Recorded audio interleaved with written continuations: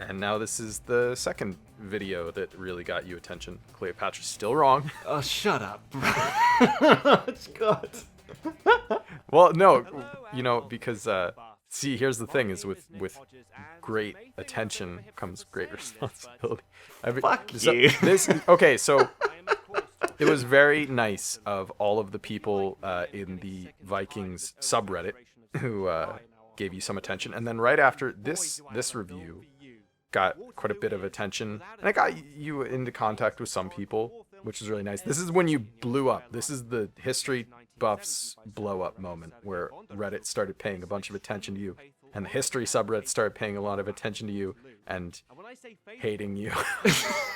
Some of them did, yeah. Well, I mean, like, I'm actually really surprised there was this episode in particular, because, like, it's a very underrated film. I absolutely adore it. I think it's one of my favorite films of all time, simply because what it achieves. Yeah. In terms of spec, I mean, look at that shot, Brian. I know. Yeah. Well, see, that's the thing is when no one, I guess this is not a lot of people know about this movie. Yeah, I mean, like, I knew about it just because my dad was showing me this movie and Zulu, and I mean, look at that. I know. That is so awesome. Never doubt the amazing power that is the Soviet Union.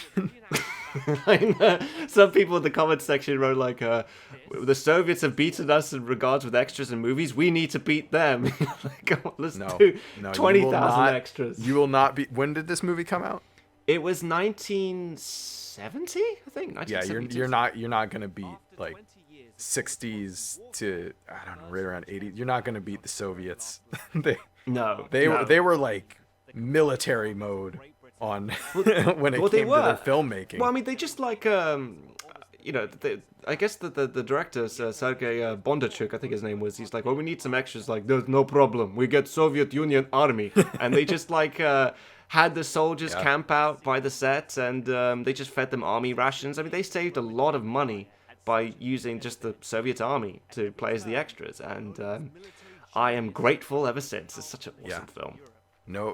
Nobody does that now. I mean, now it would be all CGI. Yeah, no, oh god, it would be all CGI. And then some people have a go at me saying, like, you make all CGI sound like crap. It's not true. I think CGI is best when you aren't aware of it.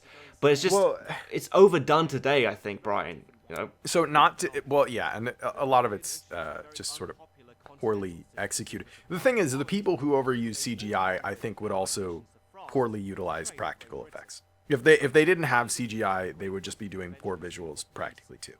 But what it comes down to is, I guess, if something is, not to get into a whole CGI thing, because it's a little off track, but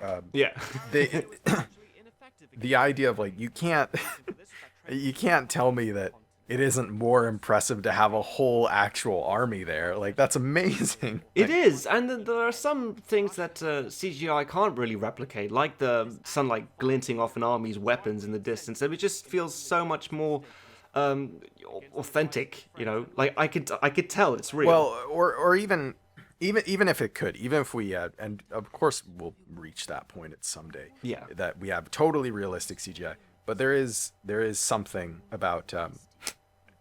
Talk about getting off track. You know what I watched recently? What? I watched, because now we're like 3 episodes deep. We're going to get into just full conversation later. I watched the Towering Inferno. What the hell is that?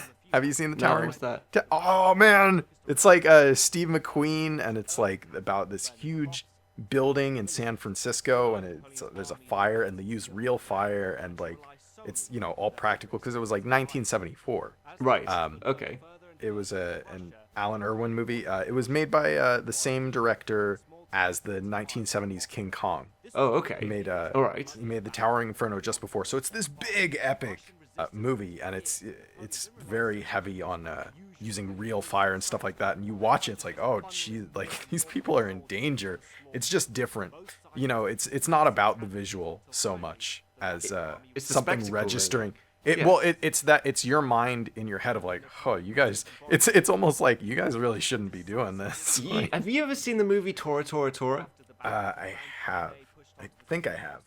It's about the attack on Pearl Harbor. You know, it's the good Pearl Harbor movie, and there's a scene where like a plane crashes on the runway, and it obviously went out of control and nearly killed an extra. And you could see it on the screen. I'm like, holy crap! Like, Oh, he right. nearly died. And you, Well, that's like, the further back in time you go, it's like, it's not, because you can only shit on CGI too much before you get to that point where you go, well, at least people aren't dying so much. course. I mean, you talk about like the old versions of Ben-Hur and where they just flooded and killed a bunch of people. It's like, Jesus, like, you guys really... Of course, like, you could always take it a little bit too far. I mean, like, there's another thing I want to point out, that not all old movies I particularly like. I don't particularly care for films made in the 40s and 50s, and I think it's the... You're gonna get in trouble. I know. You're gonna get in trouble. It's just the hammy acting, I think, is what bugs me. And you get to, like, the 60s, and everything just sort of clicks, and it's like... We've talked about this before, where like you like that kind of, your sweet spot hits around, right, 60s, 70s. Yeah, absolutely, yeah. Which falls right in line with kind of like the auteur director. Oh, you mean like the new revolution of the film directors coming out? Yeah, and like the Rat Pack and everything. Yeah. That kind of thing. Yeah. I mean, so like kind of getting back on track. So like when this sort of came out, like, I guess a lot of people, a lot of Americans, for example, had never even seen Waterloo. And, all the comments were like, I never even heard of this movie, I've got to get it right now. And I'm like, wow, okay. And this is the video that got me attention? Yeah. So not Gladiator, not Braveheart, but it was Waterloo, mate. Well, And you kind of expected it. You were like, well, I'm not really that surprised, and I couldn't understand. How come you were not surprised and I was? well, because, I mean, you can't just like bring this to the party. It's like, you can't just show up with Waterloo and not expect people to sort of look and go like, wait, what? I didn't even know this was here.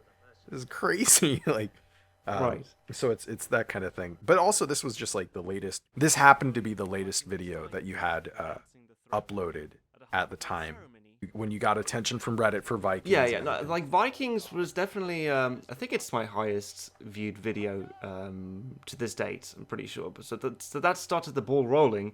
But it was definitely Waterloo that the hardcore history buffs on Reddit like posted it up there, and I was getting crazy amount of views. So that's what it is. What's going on with this movie is that if you are at all interested in historical movies like you are, and you haven't heard of Waterloo, this is the movie where it's like, this is a history buff's dream, is to have this movie.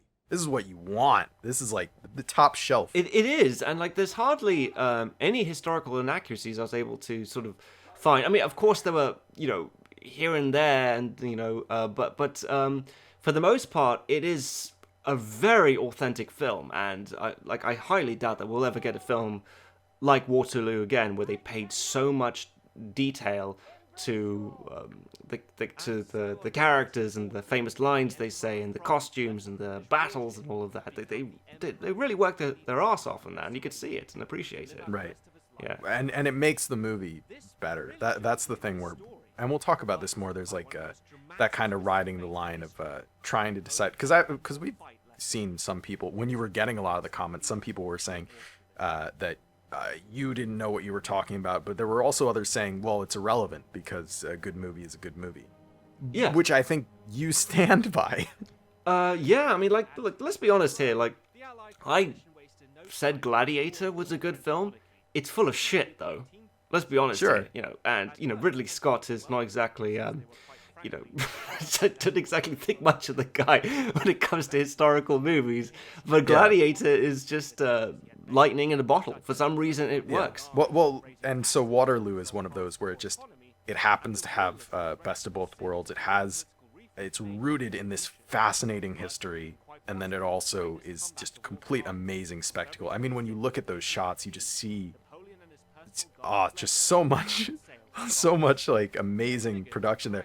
This would be an amazing spectacle if it was completely made up. But the fact that it has basis in reality is really... The thing is, though, it did really badly when it came out, which is such a shame. Like, did it? Oh god, dude! When it came out in the cinema, people thought it was like overdrawn, pretentious, and I'm like, you smug pricks! Like, you have no idea how good you had it back then. Apparently, since Waterloo did so badly, that was the reason why Stanley Kubrick didn't do Napoleon.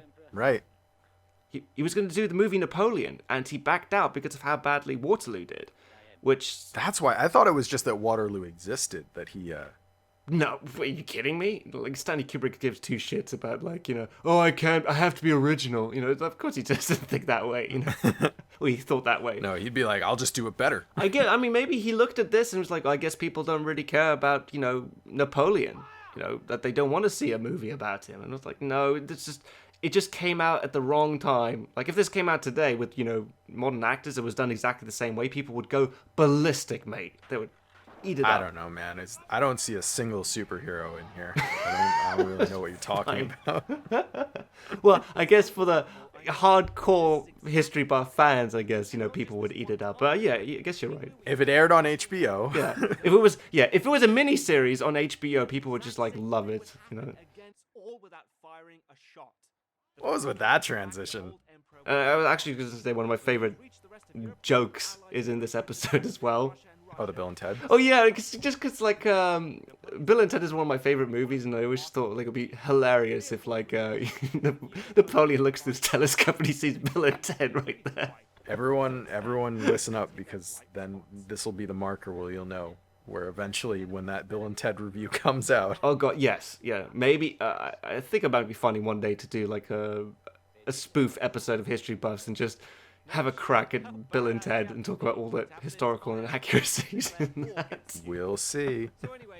Yeah, but I guess we're done talking about Waterloo, but I don't know. It's a good movie. Watch it. I guess that's it for this one. Yeah. Well, I've got a lot of fond memories of this. Very thankful for it. Oh, and fuck it. We'll talk about more later. Next one. All right, let's do the next one. Okay. So, Napoleon being Napoleon, decided the best defense was a good offense.